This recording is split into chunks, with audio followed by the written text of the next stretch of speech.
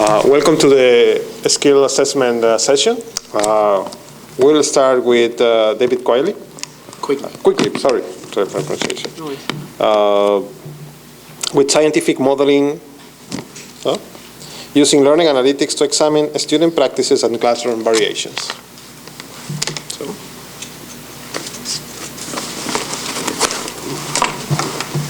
Alrighty, thank you all so very much for being here today.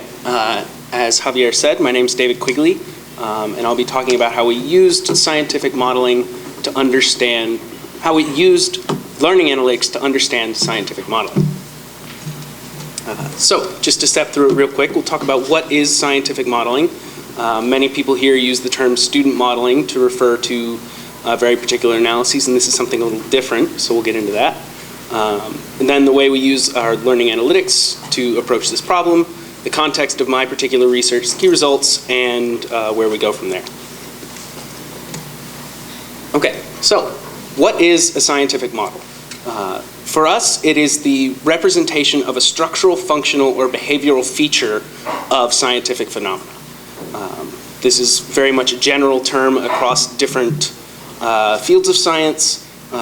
We're particularly interested in the way that scientific modeling is approached in the K-12 classroom.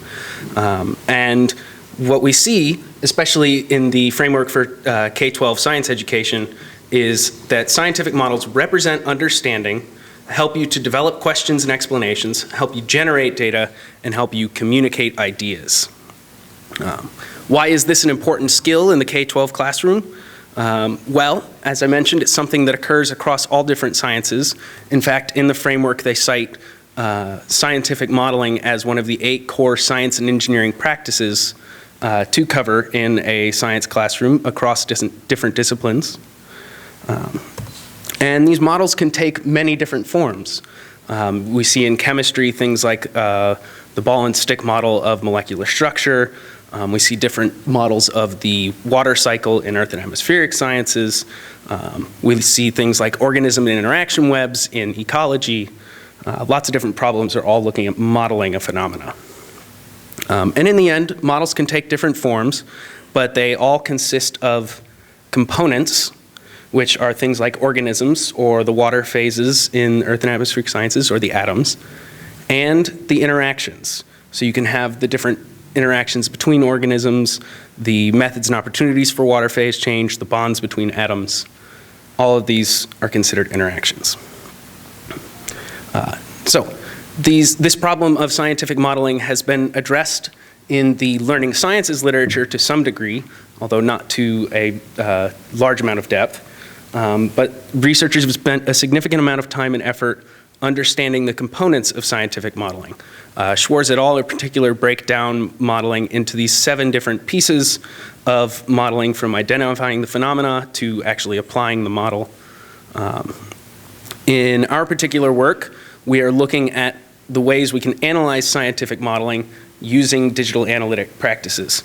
So to address that, there it goes. We actually use a subset of these actions that can be seen and extracted with a modeling tool. So we now understand what scientific modeling is, but why is it important? Well, it's important here to understand that this is a new challenge in the K-12 classroom. The framework is a relatively new idea, and many new curricula are coming out that are emphasizing trying to get students to model, but teachers don't have the experience in teaching how to model.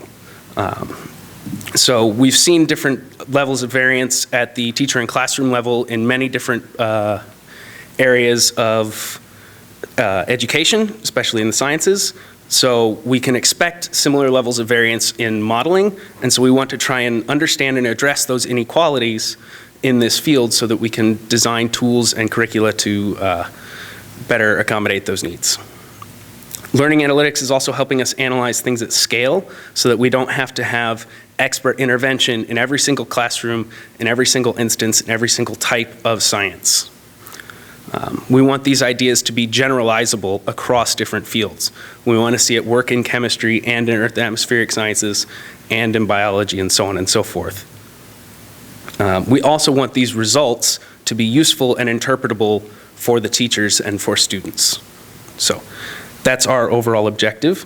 And in particular in this work, we start to address those kinds of ideas with these 3 different research questions. First, we focused on the understanding the scientific models themselves. How can we analyze those in a general way? Then, what sorts of variation do we see in students' engagement with scientific modeling practices? And then, how can we use those practices to understand teacher-level differences and use them as a predictive feature to try and tease apart these differences? Okay, so real quick to talk about the approaches in a general sense, so that we can understand how these apply across different fields. To understand scientific models, we saw the graph view of components and interactions. We take that graph view and do a lot of those same graph analysis metrics.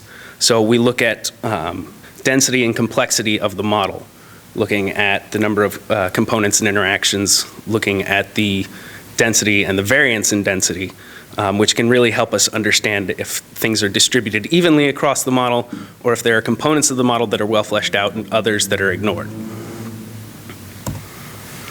To understand modeling practices, we used clickstream analysis of student actions with the digital modeling tool. We normalize these to the modeling practices found in learning sciences work, and we build high-level features of activity across usage. And then we use classical statistic analysis to understand how variability comes into play when we look at these practices. And finally, to start to understand some of the teacher differences and see how applicable those are, we took an approach of developing action sequences from the clickstreams. So we took the student activities and turned them into a string of action sequences, and then we used natural language processing extraction to break apart subsets of those action clickstreams that were related to actual student activity and related across different students. Then we used best first optimization to extract the predictive features from that set. So it's a high level of what we're doing. Let's think about it in our particular research context. We're part of a research practice partnership that is building inquiry-based high school biology curriculum. In our ecosystems unit, students are tasked with choosing a tree to plant on their school grounds. They spend the entire unit exploring ecosystem concepts like biodiversity and resilience, but they also need to understand the local ecosystem. If I were to try and plant a tree here in Vancouver, I would have very different needs than I would have back in my hometown of Boulder. Or I'm sure where many of you are from, it would be a very different need. To support this activity, we developed EcoSurvey, which students use to capture and organize the components and interactions of their local ecosystem in building a collaborative classroom level model. So let's look at an example of how students use this and how that activity maps to the modeling practices. So we'll take a student example we'll call Maria. Maria is asked in her classroom to construct the local ecosystem model in the Boulder area. So she goes out with her team, she documents organisms, and she creates different cards. So we see the construction aspect here. Once she and her classmates have created their initial model components, Maria is assigned to review the white ash tree and stink bug of her classmates. So as she's doing this review process, she realizes that lady beetles live on white ash trees, so she goes back and revises her card to add that supporting relationship. She also notices that the lady beetle doesn't have other key information, such as a food source, so she iterates on the entire model, going back to the field research to determine that lady beetles eat aphids, adds a new card for aphids, and builds the appropriate relationships in. So she iterates on the model. And then finally, once the students have built a more complete model, Maria exports her model to this graph view so that she can construct a visual argument for which type of tree species she wants to plant. And this view can, of course, inspire more iterations. So that's how EcoSurvey gets used in the classroom. In our particular deployment, we worked with over 250 students. Approximately 70% in this school district we were working with are of low socioeconomic status and diverse backgrounds. We worked across 10 different classrooms with 3 different teachers. We've pseudonymized them to Anderson, Baker, and Chavez. So in the end, those classes built 9 different models with over 500 organisms and 500 interactions, and took over 3,000 actions.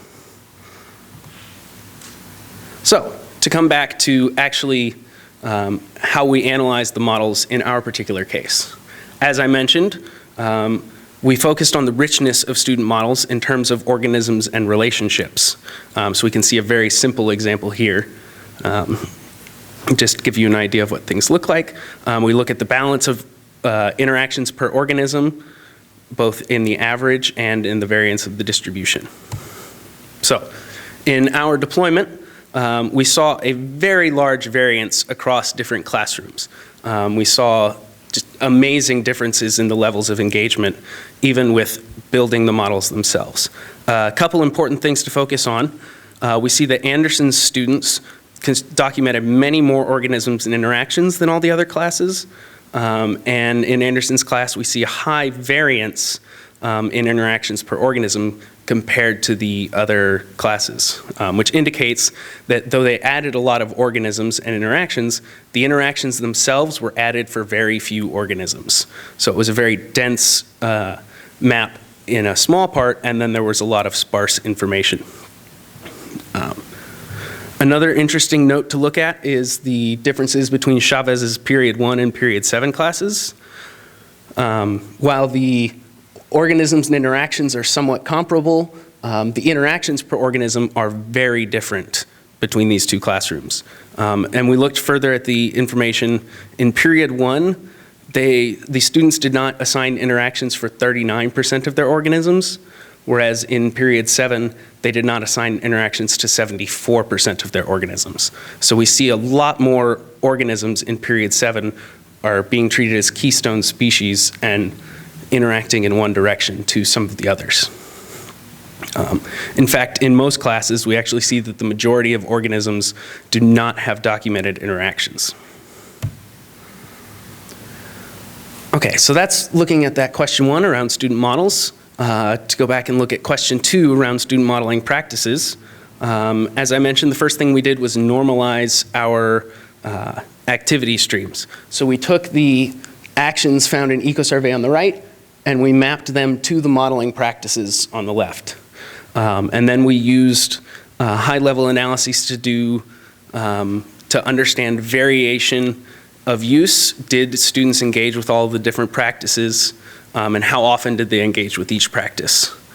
And in doing these analyses, we see some interesting results around just levels of engagement with the practices.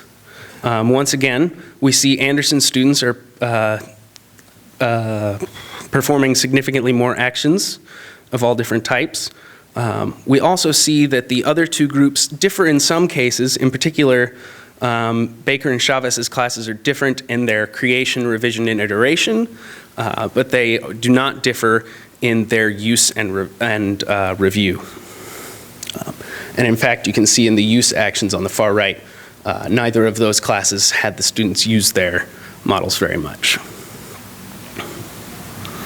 So that's analyzing the modeling practices to understand the action sequences that were used and how those indicated differences between teachers and classrooms. As I mentioned, we took the actions of a student and we built a series of actions into a sequence.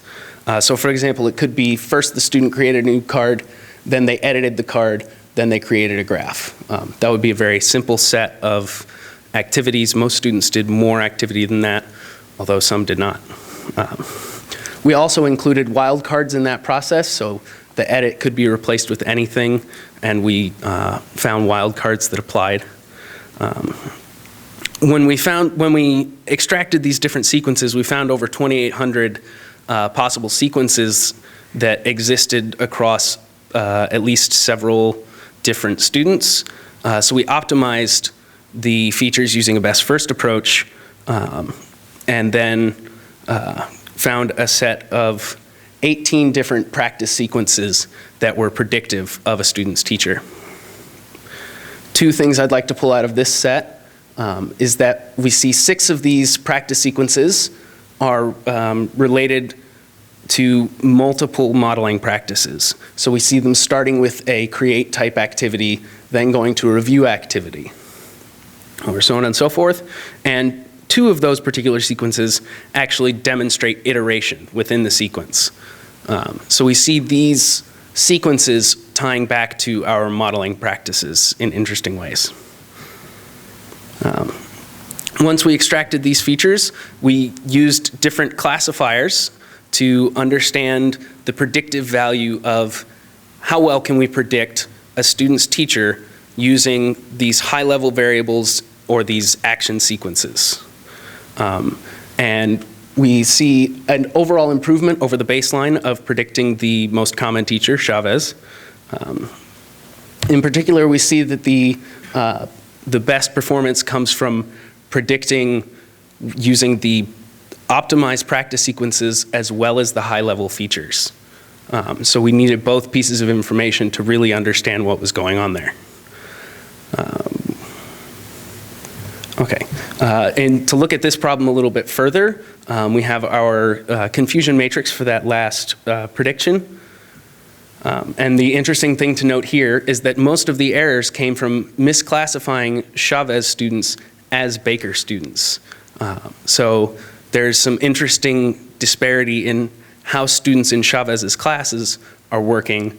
So not all of the variance here is due to the teacher. Some of it seems to be due to the way students are particularly interacting.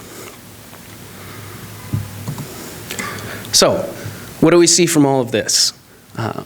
We see interesting ways in which we can understand scientific modeling using learning analytics. We see that we can understand student models using some analytic methods. We see that we can understand modeling practices using analytic methods, and we start to see evidence of how we can determine teacher differences using these analytics. We have been using these methods to discuss or to improve our modeling tools. I was discussing this at my poster yesterday. I'd be happy to talk to anyone about that process as well. It's also a way for us to understand the levels of engagement with these modeling practices at scale. We see these huge amounts of variation across student access and student equity to engagement with these modeling practices. And what we'd actually like to do in the future is use these methods in an online machine learning sense approach to predict how student activity is comparing with classmates at that point in time across modeling, so we can guide students to more concrete interactions and interactions with all of the modeling practices. So that's everything I have for y'all. We have our version 2 up live if anyone wants to go and play with it. We have a demo set up that I'd be happy to take y'all through, and you can give me any contact if you have any questions or concerns.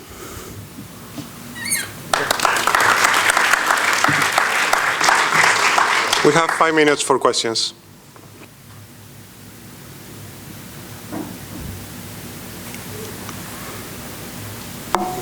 So on your confusion matrix, it showed roughly 30 of the Chavez students being classified as Baker incorrectly. So did you dig into that at all? Did you find that there were a group of Chavez students that were doing things much differently from, very differently from the other students in Chavez classes? We dug into it some. The number one concern, if you think back to the actual models themselves, 30 is about the number of students per classroom, so we thought that one classroom might be to blame for this, and so there was just one classroom that looked more like a Baker classroom. That was not the case. This was students distributed across all classrooms. So we figured out that it's basically at the student level rather than a teacher or classroom level, but our analytics, since we have things like a 3-to-1 device ratio, so multiple students are working across different groups and things like that, it starts to get complicated really trying to dig into the true individual level differences. So, I saw that one first. Did you spend any time looking at relationships between student performance, like in grade or test scores, and their sequence? Very good question. We would love to. It starts to get complicated with the certifications and consent forms that we have. So we're working in this research practice partnership with the district to get scores, but those are anonymized, so we can't connect them to the accounts that students make on Inquiry Hub. And we're working to get around that, but in this deployment, we didn't have that kind of information. It's also difficult since we're doing a deployment over the course of a whole year. We can't do a very clean pre-test and then post-test just with the method of deployment. So, yes. How did the teachers feel about being compared? They were fine in general with this idea. I've shared the paper with all of them, although quite frankly, I don't know if they've all read it. But basically, they sort of understood what was going on. They understood what was going on in the deployment, and they had rationale for why their students might be different, or why their deployments might be different.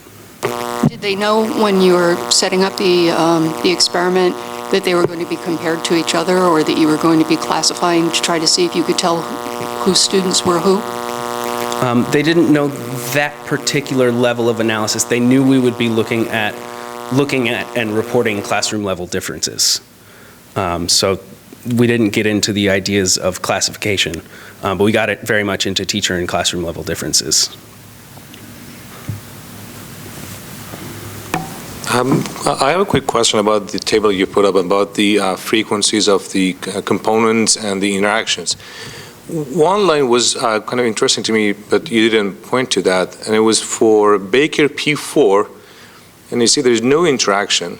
And is it a typo, or there was no interaction actually? It's not a typo.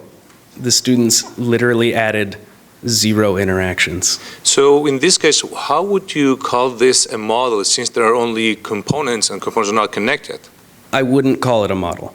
I would refer to this as a taxonomy rather than a true scientific model. This is what we consider to be extremely low engagement with the classroom tool. And we see some different levels of use across the other Baker classrooms. I believe that this classroom had, there was just a little bit of problem with basically schedule and time conflicts. So like they had a fire drill or something on one day, so they didn't get to do as much. Okay, thanks. I'm not certain of that though, so.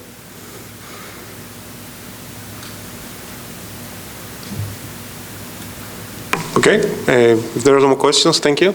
We have time for the other speakers to set up, or if you want to change the room, you can off now. Thanks.